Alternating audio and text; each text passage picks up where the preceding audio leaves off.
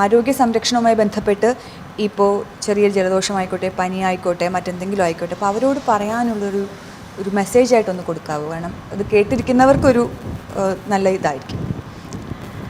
ആദ്യമായി തന്നെ നമ്മൾ പേഴ്സണൽ ഹൈജീൻ നമ്മളെല്ലാവരും അത് മെയിൻറ്റെയിൻ ചെയ്യുക. പുറത്ത് പോകുമ്പോഴോ അല്ലെങ്കിൽ അങ്ങനെ കൂടുതൽ ആൾക്കാരുമായിട്ട് ഇടപഴകുന്നൊരു സ്ഥലത്തു നിന്ന് നമ്മൾ വരുന്ന സമയത്ത് പ്രോപ്പറായിട്ട് ഹാൻഡ് വാഷ് ചെയ്യുക. സോപ്പ് ഉപയോഗിച്ച് ഒരു 20 സെക്കൻഡ്സ് തന്നെ ഹാൻഡ് വാഷ് ചെയ്യുക. അതല്ല നെക്സ്റ്റ് പിന്നെ പുറത്ത് പോകുന്ന സമയത്ത് മാസ്ക് യൂസ് ചെയ്യുക. പിന്നെ ഈ ഒരു സീസൺ ആകുമ്പോൾ നമുക്ക് മുൻകൂട്ടി തന്നെ വാക്സിൻ എടുക്കാനുള്ള അവൈലബിലിറ്റി നമ്മളിപ്പോൾ ഒട്ടുമിക്ക ഹോസ്പിറ്റൽസിലും വാക്സിൻ അവൈലബിൾ ആണ്. നമുക്ക് വാക്സിൻ എടുക്കാവുന്നതാണ്.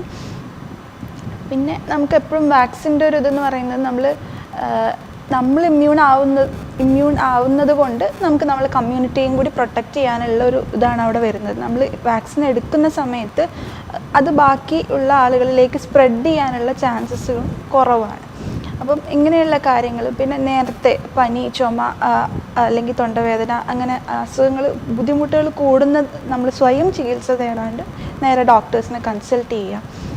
കുട്ടികളിലാണെങ്കിലും അസുഖങ്ങൾ വെച്ച് ഇരിക്കാണ്ട് നേരത്തെ കറക്റ്റ് ടൈമിൽ തന്നെ ഡോക്ടേഴ്സിൻ്റെ അഡ്വൈസ് തേടുക. ഇങ്ങനത്തെ കാര്യങ്ങളെല്ലാം നമ്മൾ നേരത്തെ ചെയ്യും.